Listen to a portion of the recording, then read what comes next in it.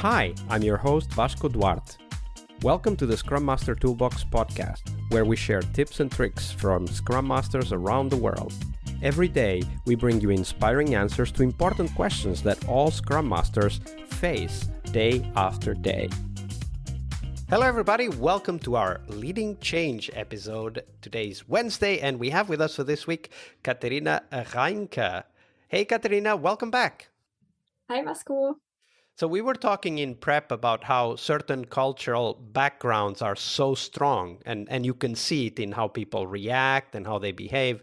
And of course, that affects also how people look at change, especially because change can be quite messy sometimes. Now, we hope this story you have for us today is not a messy change, but I don't know, it could be. So we want to hear about a change process you were involved with. Tell us the story of that process, from the beginning to the end. And as you go through it, highlight for us the tools, the tips, the tricks, the techniques you learned back then that you still apply today.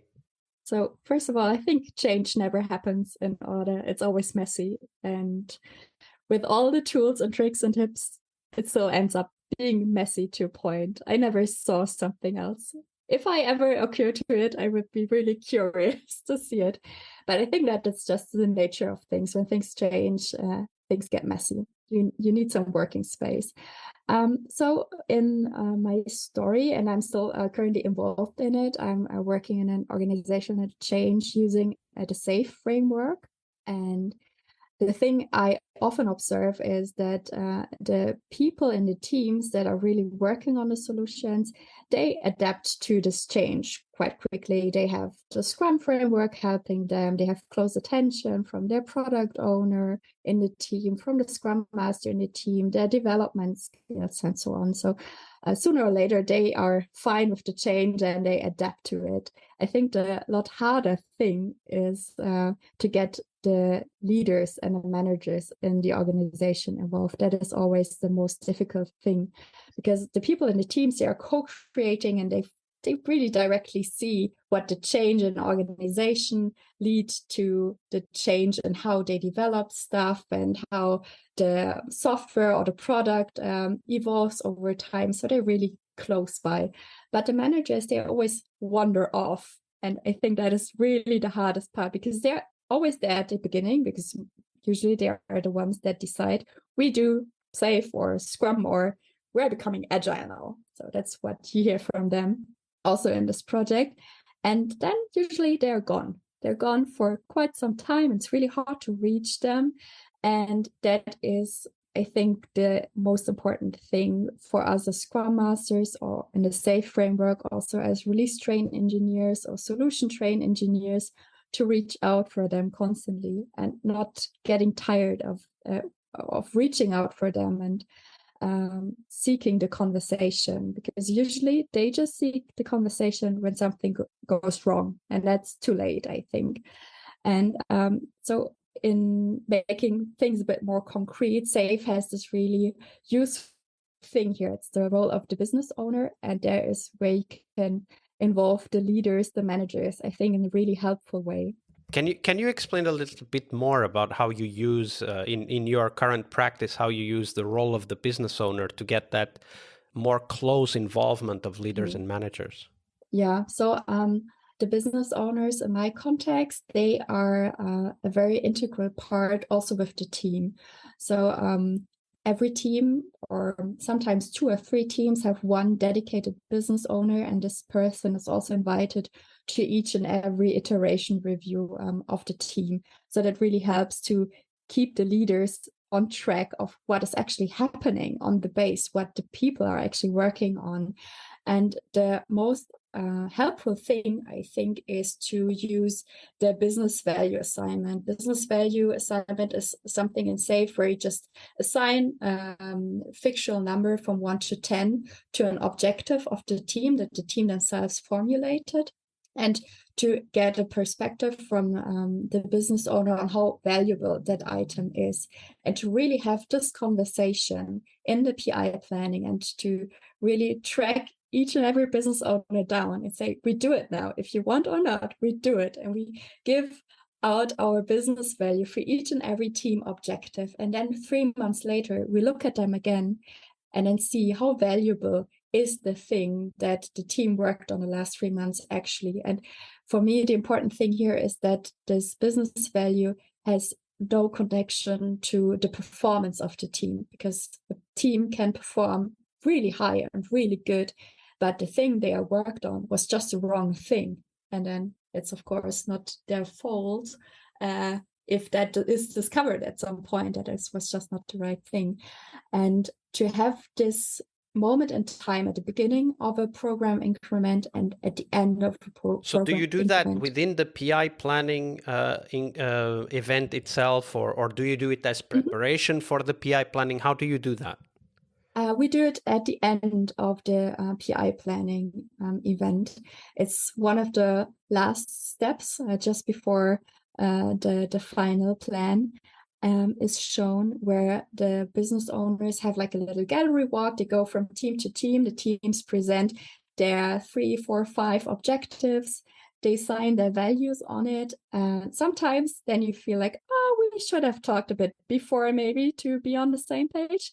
We remember this for the next time. And sometimes everything is nice and in order, and you see like, they had good conversation beforehand. And then during the team reviews in the program increment, the teams show, of course, their progress on their objectives. So the business owner don't forget the objectives of the teams. And in the end, after the program increment is closed, we do our little gallery walk again, going from team to team, assigning the values. And then we have this predictability measure at the end, where you can actually see how well we performed in terms of value creation, not in terms of how good the teams used the time. Is this the review, right? Like after the PI, so it is program part increment. Of the review, yes. Yeah, so you do it as the review of the previous PI, and then you do this gallery walk and check, if the value was related to this. Or if the value was what was expected. You said something that I want to explore a little bit more. You said something very important, which is that it's important that the business value is not directly linked to the team's performance, because the team can perform very well, but they were just working on the wrong thing. And of course, it's not the team's responsibility to decide what they work on. That's the product owner and business owner's responsibility. So how do you make sure that you separate that business value from team performance? And how do you encourage the leaders to be active in defining that? Because it's not always that easy. No, and also to foster this understanding that it's not connected is also not so easy. And we constantly talk about it. I constantly remind everyone about it, because it's really tempting to reach 200% of our planned business value, and then the team is really happy, and then you as a Scrum Master or as an RTE have to come around the corner and say guys, 200% is actually a total fail, because we aim 80 to 100%, 200%, and we didn't do a good job planning. We just planned too little. And to keep reminding everyone of the concept is an important thing. And then also to seek out the conversation with the business owners beforehand. So we do this, as I said, in the reviews, because then there's also always the point where they can give feedback and say, I now saw that, but have you actually also thought about this aspect? Maybe that is something for our next program increment.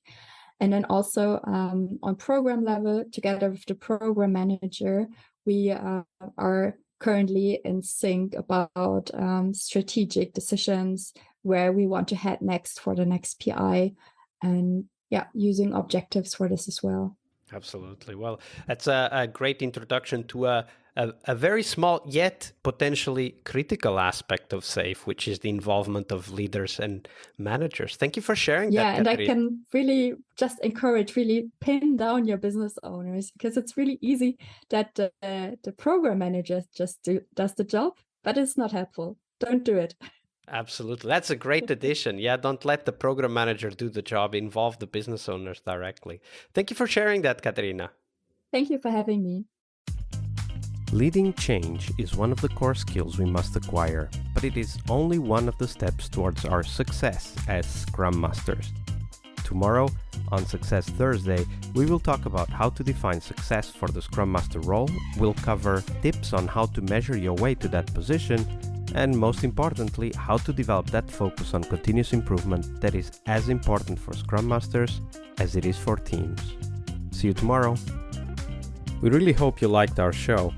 And if you did, why not rate this podcast on Stitcher or iTunes? Share this podcast and let other Scrum Masters know about this valuable resource for their work. Remember that sharing is caring.